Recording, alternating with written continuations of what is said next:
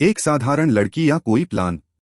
मार्च की 23 तारीख थी। दिल्ली के चाणक्यपुरी में पाकिस्तान दूतावास के भीतर रंगबिरंगी रोशनी और विदेशी सुरक्षाबलों की गूंज गूंज रही थी। ये वही तारीख थी जिसे पाकिस्तान हर साल पाकिस्तान दिवस के रूप में मनाता है। लेकिन इस बार का आयोजन कुछ खास था। यह भारत की राजधानी में पाकिस्तानी दूतावास की दीवारों के भीतर हो रहा था। दावत में भारत के कई रिटायर्ड और वर्तमान अधिकारियों के साथ साथ रूस, चीन, बांग्लादेश और सऊदी अरब के दूतावासों के प्रतिनिधि भी मौजूद थे। हर मेहमान के पास था एक विशेष आमंत्रण पत्र और उसी कार्ड में नाम था ज्योति मल्होत्रा। एक सामान्य यूट्यूबर, ना कोई सरकारी ओहदा, ना मीडिया पहचान, ना किसी रसूखदार परिवार से संबंध। फिर उसे ये बुलावा क्यों? ज्योति हिसार की न्यू अग्रसेन कॉलोनी से थी। उसके पिता हरीश कुमार मल्होत्रा पेशे से एक मामूली कारपेंटर थे। घर सिर्फ 50 गज का, 3 छोटे कमरे और एक पुराना कूलर। कोई यह सोच भी नहीं सकता था कि वहां से निकली एक लड़की इतने हाई प्रोफाइल कार्यक्रम में शरीक होगी और उसे रिसीव करने खुद आएगा पाकिस्तानी दूतावास का अधिकारी दानिश उर्फ एहसान उर रहीम। गेट पर ज्योति कैमरा चालू करती है। वीडियो में वह आत्मविश्वास से कहती है, आज मैं आपको दिखाने जा रही हूं पाकिस्तान दूतावास के अंदर की एक झलक, जहां आम तौर पर कैमरे बंद रहते हैं, लेकिन मुझे इसकी इजाजत मिली है। और कैमरा घूमता है, पाकिस्तानी झंडे, खुफिया नजरें और वीआईपी चेहरे। किसी ने भी उसे रोका नहीं। ज्योति कौन थी? बचपन सामान्य था। 13 साल की उम्र में माता पिता का तलाक। पढ़ाई के लिए जूझती रही। हिसार के एफसीजे कॉलेज से ग्रेजुएशन, फिर एमबीए, फिर दिल्ली, जहां उसे एक छोटी कंपनी में नौकरी मिली। लेकिन 2020 की महामारी ने सब बदल दिया। नौकरी चली गई, पैसे खत्म, सपने अधूरे। फिर उसने यूट्यूब पर कदम रखा। ट्रैवल विद जो, एक छोटा सा चैनल, छोटे कैमरे, बेसिक एडिटिंग। लेकिन साल 2022 आते आते उसके वीडियो वायरल होने लगे। पहला बड़ा हिट मनाली की सोलो ट्रिप, फिर बिना किसी डर के लद्दाख की सैर। वह अकेली लड़की जो सीमाओं को लांघ रही थी। लेकिन असली टर्निंग पॉइंट आया 2024 में। 17 अप्रैल 2024, पाकिस्तान यात्रा। उस दिन वह वीडियो में कहती है, दोस्तों, आज मैं पहली बार जा रही हूं पाकिस्तान, वो भी 30 दिन के वीजा पर। देखिएगा असली पाकिस्तान। वीडियो में वह लाहौर की गलियां, इस्लामाबाद के मॉल और कराची के सी फूड स्ट्रीट दिखाती है। हर जगह वो कहती है, पाकिस्तान बहुत खूबसूरत है, लोग इतने अच्छे हैं। जितना सुना था उससे बिल्कुल अलग। लेकिन सबसे बड़ा झटका, वीडियो के अंतिम सीन में वह कहती है, आज मेरी मुलाकात हुई एक बेहद खास महिला से। और सामने आती है मरियम नवाज शरीफ, पाकिस्तान की मुख्यमंत्री। ज्योति, तुम भारत से हो? तुम्हारी वीडियोस हमारी टीम देखती है। वेलकम। लेकिन वीडियो एक और राज छुपा रहा था। दिल्ली वापस लौटकर 30 मार्च को जो वीडियो उसने अपलोड की, उसमें एक फ्रेम मात्र 1 सेकंड का था, जहां दानिश उर्फ एहसान के हाथ में कुछ कागज दिखते हैं। वो कोई आम आमंत्रण पत्र नहीं था। वह एक दस्तावेज था जिसमें ऑपरेशन सैंडस्टॉर्म लिखा था। लेकिन ज्यादातर दर्शक इसे नजरअंदाज कर गए। दूसरी तरफ भारत की एजेंसियां, आईबी, रॉ और एनआईए, तीनों एजेंसियों की निगाह अब इस नाम पर ठहर चुकी थी, ज्योति मल्होत्रा। एनआईए के सीनियर अफसर राजीव वर्मा ने कहा, एक मामूली यूट्यूबर का इतना फ्री मूवमेंट, पाकिस्तानी मुख्यमंत्री तक पहुंच, और किसी भी प्रतिबंधित क्षेत्र में बिना रोकटोक वीडियो, ये सामान्य नहीं हो सकता। और तभी आया एक और वीडियो। 22 मार्च 2025, एक और वीडियो, पाकिस्तान इफ्तार नाइट विद डिप्लोमेट्स। इस बार ज्योति ने ऐसा माहौल दिखाया जिसे देखकर जनता बंट गई। कुछ लोग उसे बिल्कुल निडर और ग्लोबल फेस बता रहे थे, तो कई कह रहे थे, ये कोई साधारण लड़की नहीं, ये मिशन पर है। 15 मई 2025, ज्योति मल्होत्रा को हिरासत में ले लिया गया। हरियाणा पुलिस और खुफिया एजेंसियों की संयुक्त टीम उसके घर पहुंची। मोबाइल, लैपटॉप, नोटबुक, डिवाइस सब जब्त। लेकिन असली बम तो तब फूटा जब उसके फोन से एक चैट सामने आई। एक नाम, जट्ट रंधावा, और जांच में सामने आया ये था असली नाम राणा शहबाज, पाकिस्तान की खुफिया एजेंसी आईएसआई का सक्रिय एजेंट। ज्योति की डायरी, छिपे हुए नाम, छिपे हुए इरादे। 15 मई 2025 की सुबह हिसार की न्यू अग्रसेन कॉलोनी की गलियों में आमतौर पर चुप्पी रहती थी, पर उस सुबह सब कुछ अलग था। कॉलोनी के बाहर खड़ी थी 3 एसयूवीज जिनके शीशे काले थे। दर्जनों लोग मोबाइल कैमरों से लाइव कर रहे थे। घर के बाहर एक अधेड़ उम्र का आदमी चिल्ला रहा था, मेरी बेटी कोई देशद्रोही नहीं है, किसी साजिश में फंसाया गया है। वो था हरीश मल्होत्रा, एक मामूली बढ़ी लेकिन एक बाप जिसकी दुनिया अब एक नाम पर थमी थी। ज्योति। हिरासत के बाद की पहली रात। एनआईए हेडक्वार्टर, नई दिल्ली। कमरा नंबर 17, बिना खिड़की का एक साउंड प्रूफ इंट्रोगेशन रूम। ज्योति मल्होत्रा सामने बैठी थी, शांत, संयमित, लेकिन उसकी आंखों में वो नमी नहीं थी जो आमतौर पर बेकसूर लोगों में होती है। उसे पछतावा नहीं था, बल्कि डर का नामोनिशान नहीं था। जांच अधिकारी राजीव वर्मा उसकी ओर झुके। ज्योति, तुम्हारे फोन में जट रंधावा के नाम से सेव नंबर असल में राणा शहबाज का है। तुम जानती थी कौन है वो? ज्योति मुस्कुराई। राणा शहबाज जानती हूं, और सिर्फ वही नहीं, कई और भी नाम जानती हूं, जिनके नाम तुम लोग शायद जीवन भर नहीं जान पाते। मोबाइल डेटा का विस्फोट। फोन से निकाले गए चैट्स में थे ये नाम। अली अहवान, जो पाकिस्तानी एजेंसी आईएसपीआर से जुड़ा व्यक्ति था। शाकिर सिद्दीकी, जो आईएसआई का साइबर रिकॉन स्पेशलिस्ट था। राणा शहबाज उर्फ जट रंधावा, एजेंट जो भारत में एक स्लीपर सेल से जुड़ा था। व्हाट्सएप और स्नैपचैट पर की गई बातचीत में कई कोडवर्ड इस्तेमाल हुए थे। गुलाबी परिंदा, भारतीय सैन्य मूवमेंट। धुंधली सड़कें, जम्मू कश्मीर के सेंसिटिव पोस्ट। नीला आसमान, एलओसी पर ड्रोन मूवमेंट। हर बात अब खुल रही थी, धीरे धीरे लेकिन शातिर तरीके से। एक गुप्त डायरी जो छिपी थी एक किताब के भीतर। ज्योति के घर की तलाशी के दौरान उसकी किताबों की अलमारी से एक मोटी ट्रैवल मैगजीन मिली, जिसके अंदर छिपी थी एक डायरी। प्रोजेक्ट नजर लिखा था, सुनहरे अक्षरों में। डायरी के पहले पन्ने पर लिखा था, मैं कुछ भी नहीं थी, पर उन्होंने मुझे एक मिशन दिया। ये देश सिर्फ सीमाओं से नहीं, भरोसे से भी टूटते हैं। डायरी में थे नाम, तारीखें, स्थान। 11 मई 2024 आईएसआई मीटिंग, इस्लामाबाद। 24 जून 2024 video shoot, location Muzaffarabad, PoK. 5 जुलाई 2024 भारत के कुछ मिलिट्री ब्लॉग्स के नाम जिनके जरिए वह साइबर ट्रैफिक को ट्रैक कर रही थी। डायरी में एक और नाम था, प्रियंका सेनापति, उड़ीसा की एक और ट्रैवल व्लॉगर जिसकी दोस्ती सोशल मीडिया पर हुई थी। दोनों ने एक साथ सितंबर 2024 में लाहौर में मुलाकात की थी। क्या यह सब एक इत्तेफाक था? रॉ की साइबर सेल में बैठे अन्वेषण अधिकारी विक्रांत खन्ना ने कहा, हमारे पास सबूत हैं कि ज्योति का सिर्फ पाकिस्तान से ही नहीं बल्कि चीन से भी लिंक रहा है। जून 2024 में वह चीन गई और वहां उसने 6 बार एक स्थान, कुरिलिन टेक्निकल रिसर्च यूनिट का दौरा किया। यह वही यूनिट है जहां भारत के साइबर सिस्टम को हैक करने के लिए कुछ प्रयास हो चुके हैं। पाकिस्तान दूतावास से जुड़ाव, दानिश उर्फ एहसान का रहस्य। दानिश, जिसे भारत सरकार ने अब पर्सोना नॉन ग्राटा घोषित कर दिया है, वो दरअसल सिर्फ एक क्लर्क नहीं था। उसका असली नाम था एहसान उर रहीम और वह आईएसआई के एक बेहद पुराने ऑपरेशन मिरर वेल का फील्ड कोऑर्डिनेटर था। मिरर वेल का उद्देश्य था भारत में सोशल मीडिया इन्फ्लुएंसर्स के जरिए पाकिस्तान की छवि को सुधारना और भारत की नीतियों को कमजोर दिखाना। और इसके लिए सबसे आसान टूल था यूट्यूब, इंस्टाग्राम और पेड प्रमोशंस। ज्योति इस ऑपरेशन की सबसे तेज चलने वाली मोहरा थी।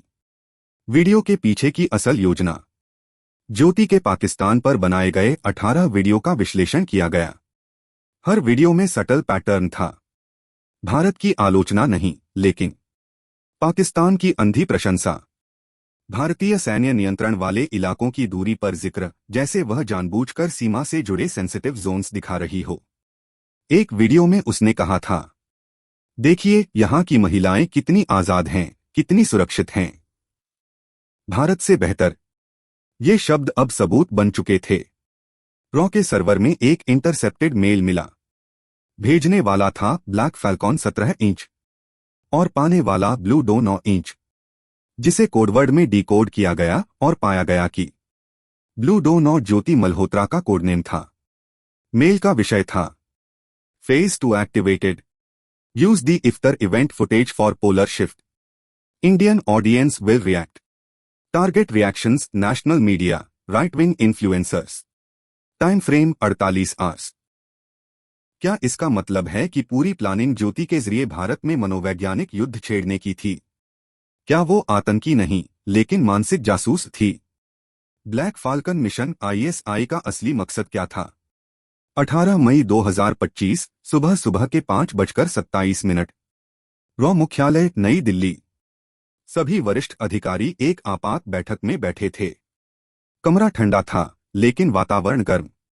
रॉ चीफ डीएन ठाकुर अपनी घड़ी उतारते हुए बोले, अगर ब्लैक फाल्कन सचमुच चालू किया गया है तो हमारे सोशल इंफ्रास्ट्रक्चर पर हमला शुरू हो चुका है। और जो लीड हमें मिली है वो सिर्फ एक यूट्यूबर नहीं, एक प्रोग्राम्ड इंसान है। उनके सामने एक फाइल खोली गई। उसके कवर पर लिखा था classified operation black Falcon. Black Falcon क्या था? ब्लैक फाल्कन पाकिस्तान की इंटर सर्विसेज इंटेलिजेंस आईएसआई का एक अति गोपनीय प्रोजेक्ट। यह ऑपरेशन 2018 में शुरू हुआ था। लक्ष्य भारत में डिजिटल प्लेटफॉर्म्स पर धीरे धीरे पॉजिटिव पाकिस्तान नैरेटिव का प्रचार करना। इसके तहत 3 चरण थे। 1. Soft penetration, YouTube, Instagram, Facebook के जरिए पाकिस्तानी संस्कृति, पाक लोगों की खुशबूदार छवि गढ़ना। 2. डिजिटल बॉन्डिंग, भारतीय युवा ब्लॉगरों को वीजा टूर, प्रायोजित ट्रिप, इंटरव्यू विद वीआईपीज जैसी चकाचौंध देकर उनसे दोस्ती और वफादारी हासिल करना। 3. साइकोलॉजिकल स्प्लिट, भारत के भीतर पाकिस्तान उतना बुरा नहीं का माहौल बना देना, जिससे देश के अंदर से ही विभाजन की रेखा खींची जा सके। ज्योति की भूमिका क्या थी? जांच में सामने आया कि ज्योति सिर्फ एक यात्रा ब्लॉगर नहीं थी, वो एक डिजिटल ट्रोजन हॉर्स थी। उसके इंस्टा अकाउंट पर लाखों भारतीय फॉलोअर्स उसे एक ग्लोबल सिस्टर कहते थे, लेकिन उसके कुछ लाइव सेशंस में छिपा था सटल प्रोग्रामिंग। पाकिस्तान में लड़कियां ज्यादा सुरक्षित हैं। हम दोनों देशों की सरकारें बुरी हैं, पर आम लोग अच्छे हैं। कभी सरहद मिट जाए तो क्या हो?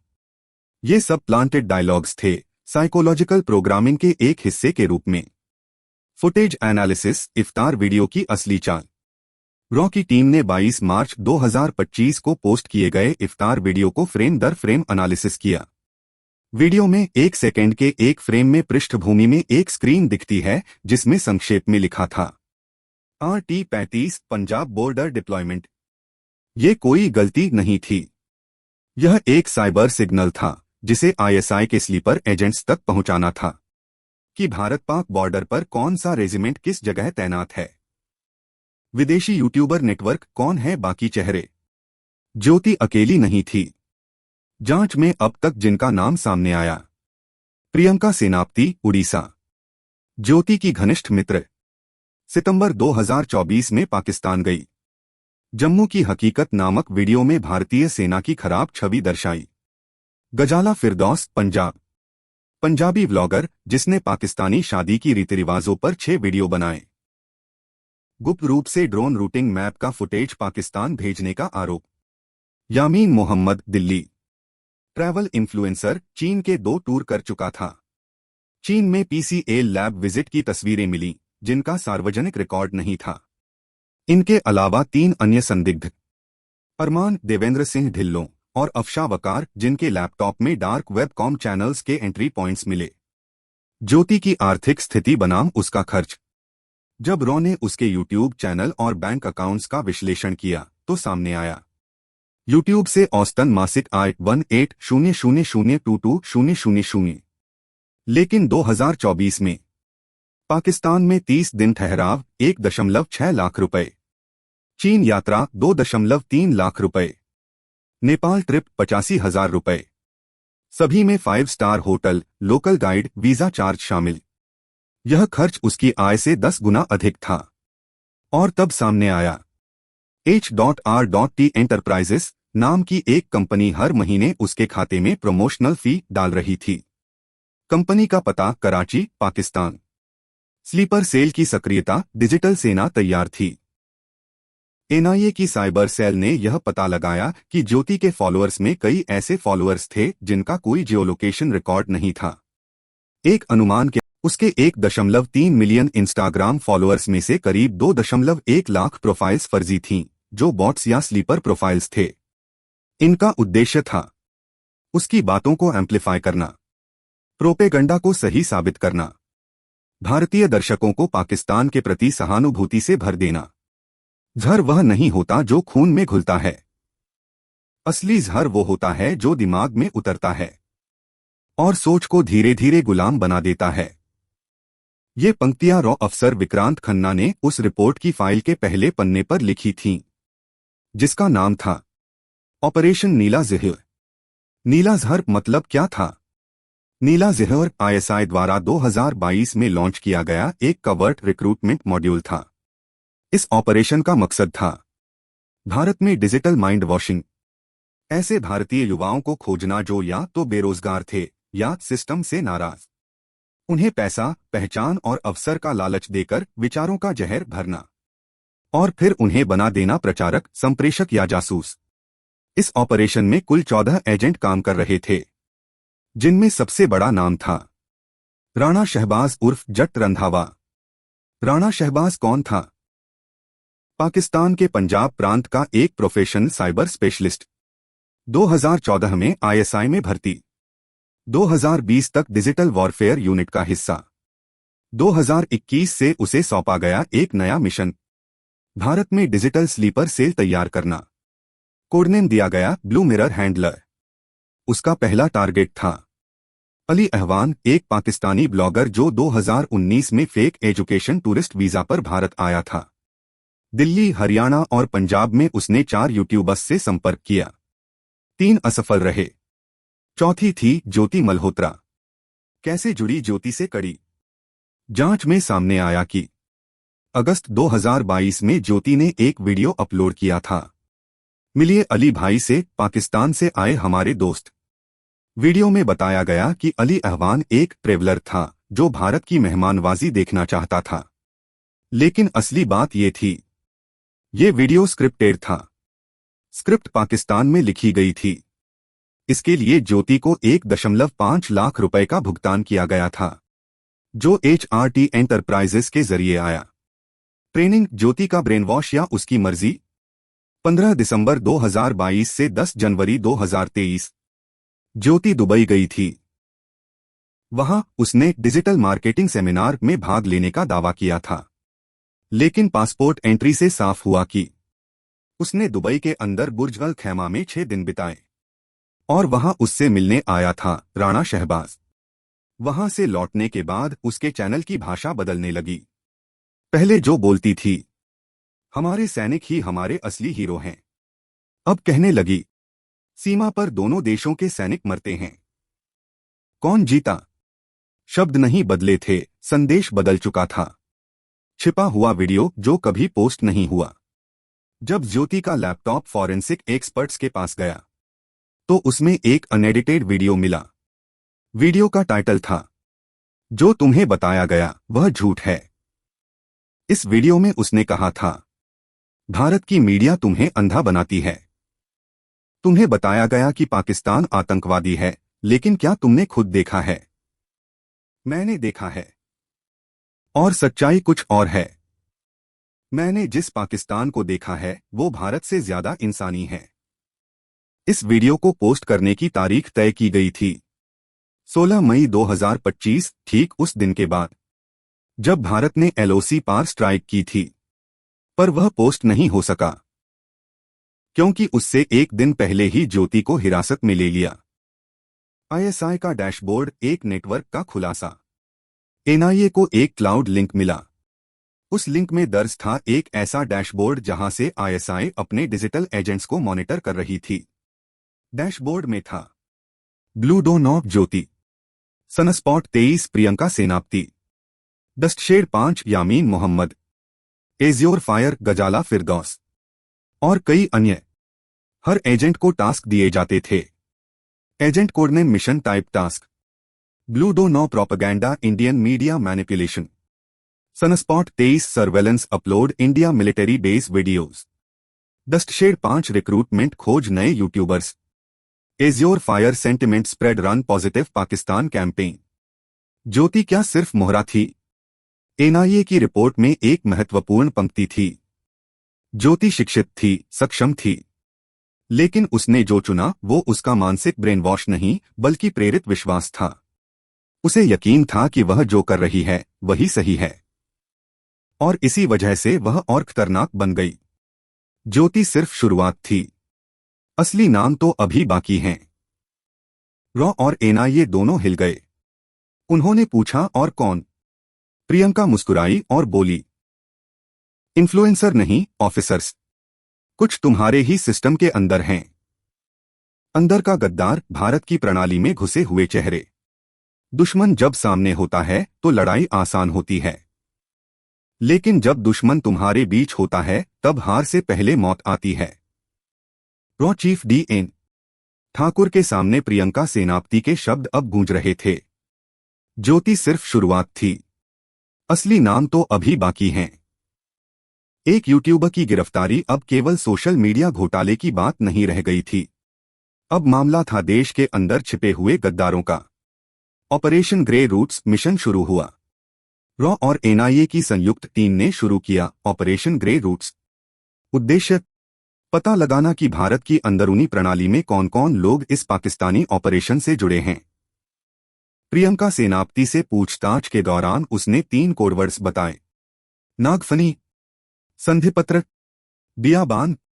इन 3 शब्दों के आधार पर सर्च शुरू हुआ, और फिर एक नाम सबसे पहले सामने आया। Code word Nagphani. SP Azhar Khan, Delhi police.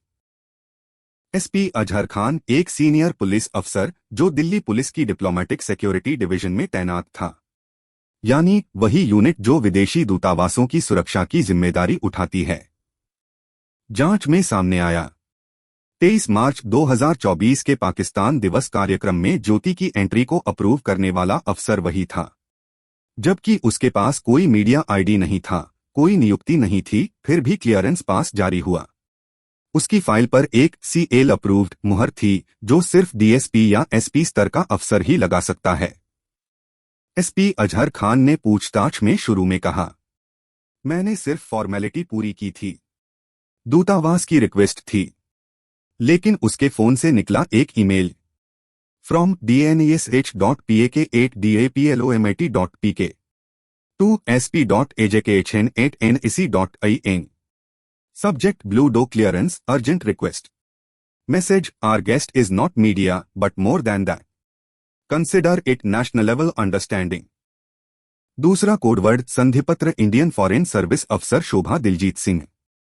एक और नाम, इफ्स अफसर शोभा दिलजीत सिंह, विदेश मंत्रालय में प्रेस और प्रोटोकॉल सेल की अफसर। उसका नाम वीआईपी रिकमेंडेशन फाइल में मिला, जहां पाकिस्तान दूतावास द्वारा भेजी गई 3 सिफारिशों पर हस्ताक्षर थे। एक नाम था ज्योति मल्होत्रा, ट्रैवल इन्फ्लुएंसर। बाद में पुष्टि हुई। शोभा दिलजीत पाकिस्तान में 2 बार ट्रेनिंग कार्यक्रम में गई थी, जिसे डिप्लोमेटिक एक्सचेंज प्रोग्राम कहा गया, पर असल में वहां उसे आईएसआई के कल्चरल डिवीजन से संपर्क कराया गया। जांच में सामने आया कि वह ज्योति के लिए दिल्ली के 2 प्राइवेट इवेंट्स में स्पॉन्सर अप्रूवल की जिम्मेदार रही थी। तीसरा कोडवर्ड बियाबान, रॉ में घुसपैठ। सबसे भयावह खोज तब हुई जब एक अनाम मेल के जरिए रॉ को एक 2 MB की पीडीएफ मिली। नाम था एसेट रिपोर्ट J07। इस रिपोर्ट में दर्ज था ज्योति मल्होत्रा के साथ क्लासिफाइड कोऑर्डिनेट्स का आदान प्रदान, रॉ की 2023 की एक रिपोर्ट का स्क्रीनशॉट, और सबसे खतरनाक, एक इंटरनल पासवर्ड जो सिर्फ रॉ के डिप्टी टेक्निकल ऑफिसर के पास था। यह पासवर्ड कभी लीक नहीं हुआ था, सिर्फ 4 लोगों को मालूम था। जांच में इन 4 नामों में से एक निकला, विक्रांत पाटिल, टेक्निकल यूनिट में जूनियर पर भरोसेमंद अधिकारी, लेकिन उसका पिछले 6 महीने का ट्रैवल रिकॉर्ड अजीब था। 3 बार नेपाल, 2 बार दुबई, 1 बार अजरबैजान, और एक चौंकाने वाला तथ्य, ज्योति के पाकिस्तान लौटने के एक दिन पहले ही विक्रांत ने 5 दिन की छुट्टी ली थी। 3 गद्दारों का पर्दाफाश। 15 जून 2025 को तीनों को गिरफ्तार कर लिया गया। 1.SP Azhar Khan, 2.IFS Shobha Diljit Singh, 3. रॉ टेक्निकल यूनिट से विक्रांत पाटिल। इन पर लगाए गए आरोप: राष्ट्रद्रोह, क्लासिफाइड जानकारी लीक करना, पाकिस्तानी खुफिया एजेंसी के संपर्क में रहना, इन्फ्लुएंस ऑपरेशन को समर्थन देना। इनकी गिरफ्तारी के साथ ही नीला अजहर का भारतीय अध्याय बंद कर दिया गया। ज्योति का अंतिम वीडियो अब राष्ट्रद्रोह का दस्तावेज। ज्योति के यूट्यूब चैनल को सरकारी आदेश के बाद सस्पेंड कर दिया गया, लेकिन उसके अंतिम वीडियो की पंक्तियां आज भी दर्ज हैं। हम दो देश नहीं हैं, हम दो हिस्से हैं एक सच्चाई के। मुझे फर्क नहीं पड़ता सरहद किसकी है, जब दिल मेरा इंसानियत के साथ है। लेकिन अब यह इंसानियत की परिभाषा प्रोपेगंडा में घुल चुकी थी। अंतिम मोड़: एक चिट्ठी, एक चेतावनी। ज्योति को तिहाड़ जेल में रखा गया। 17 जून 2025 की रात उसकी सेल में एक चिट्ठी मिली। पाकिस्तानी डाक टिकट लगी हुई, बिना भेजने वाले के नाम के। चिट्ठी में सिर्फ एक लाइन: ब्लू डो कभी अकेली नहीं होती। इसका मतलब, क्या कोई और एक्टिव एजेंट बाहर है? क्या कोई अगली ज्योति बनने को तैयार है? एनआईए डायरेक्टर का कहना था, जांच खत्म नहीं हुई, नीला अजहर अभी हवा में है। सवाल यह है कि अगला घूंट कौन पिएगा? एक साधारण सी लड़की ज्योति मल्होत्रा, जिसकी कहानी एक यूट्यूब वीडियो से शुरू हुई थी और एक राष्ट्रीय सुरक्षा संकट बनकर सामने आई। वो देश से मोहब्बत का दिखावा करती थी, लेकिन उसकी नजरों में मोहब्बत का मतलब सिर्फ दूसरे देश का प्रचार था। अब ये एक केस स्टडी है, एक चेतावनी कि डिजिटल युग में राष्ट्रद्रोह सिर्फ बंदूक से नहीं होता। कैमरे, शब्द और भावनाएं ही नई हथियार हैं। अगर आपको वीडियो पसंद आया हो तो लाइक करें, शेयर करें और ऐसी रोचक वीडियो के लिए चैनल को सब्सक्राइब जरूर करें।